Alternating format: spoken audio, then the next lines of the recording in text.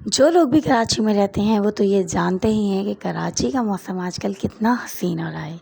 और ऐसे मौसम को एंजॉय करने के लिए कराची वाले घरों से बाहर ना निकलें, ऐसा तो हो ही नहीं सकता।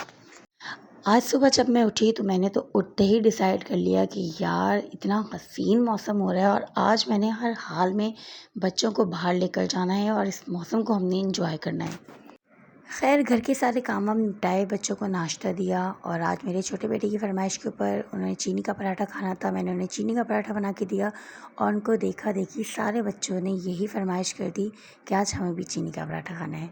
खैर बच्चों को नाश्ते वगैरह से फारिग करवा के घर के जो बाकी पेंडिंग वर्क थे वो मैंने जल्दी से कंप्लीट किए। मैंने कहा भैया कराची के मौसम का कोई भरोसा नहीं है, पल में तोला पल में माशा। अभी अच्छा हो रहा है और थोड़ी देर के बाद ऐसा ना हो धूप निकल जाए और हम जो है ना वो अपना दिल जो है ना वो उदास करके घर पे बैठ जाएं। बच्चों को रेडी किया और हम निकल गए घर से।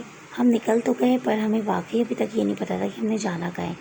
बस हमें ये पता था कि हमने इस मौसम को एंजॉय करना है और जाना है। अभी तक हमने कुछ डिसाइड नहीं किया था। यहाँ हस्बैंड मेरे पेट्रोल लेने के लिए गए थे, हमारी गाड़ी में पेट्रोल एंड हो गया था तो उन्होंने कहा कि चलो पहले मैं पेट्रोल भरवा लेता हूँ बॉटल के अंदर ताकि हमें आगे मसला ना हो।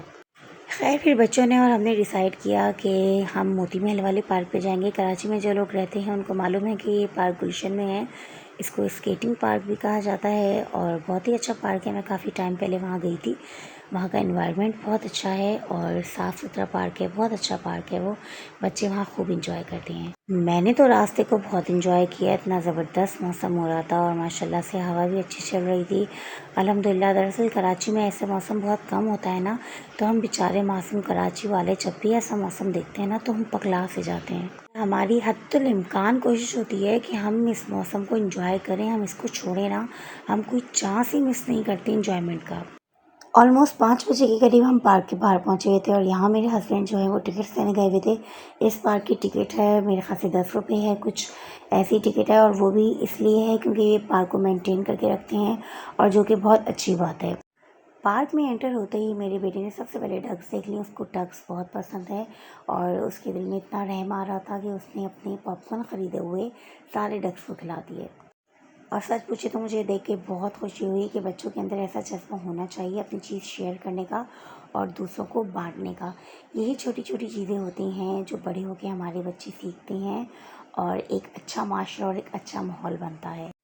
मेरी पूरी कोशिश होती है कि मैं अपने बच्चों को आदत डालूं कि वो दूसरों की हेल्प करें। और हम अक्सर अपने घर में जब बातचीत करते हैं तो मैं बच्चों को यही बताती हूँ कि बेटा हमें अपनों की, गैरों की, जिसको हम जानते हैं नहीं जानते, कोई भी मुसीबत में अगर हमारे पास आता है तो वो अल्लाह ताला उसे हमारी तरफ भेजता है। अल्लाह ने आपको ज़रिया बनाया होता है तो आप उसकी मदद ज़रूर करो। खैर जी, बड़ी हो गई मोटिवेशनल बातें। फिर यहाँ पर हमने फ़िशेस देखी। फ़िश एक्वेरियम था, बहुत ज़बरदस्त फ़िश थी, इतनी प्यारी लग रही थी माशाल्लाह से। और बैक पर ही हमारे फूड कोर्ट बना हुआ था और फूड कोर्ट भी ऐसा था कि ज़्यादा एक्सपेंसिव नहीं था। बहुत चीज़ें यहाँ पर चीप थी, अच्छी क्वालिटी थी, लेकिन इतने हाई प्राइसेस उन्होंने नहीं रखे हुए थे। माशाल्लाह ऑल ओवर पार्क बहुत ज़बरदस्त था। और यहाँ पर एक सबसे अच्छी जो मुझे चीज़ लगी, यहाँ पर एक इवेंट करने की भी जगह बनी हुई और ये लोग उस जगह को रेंट पर देते हैं इवेंट्स के लिए। छोटे मोटे इवेंट 50 to 70% का अगर कोई इवेंट है आपका, आप अरेंज करना चाहते हैं, बर्थडे पार्टी या वट कोई भी, तो वो यहाँ पर आप आसानी से कर सकती हैं।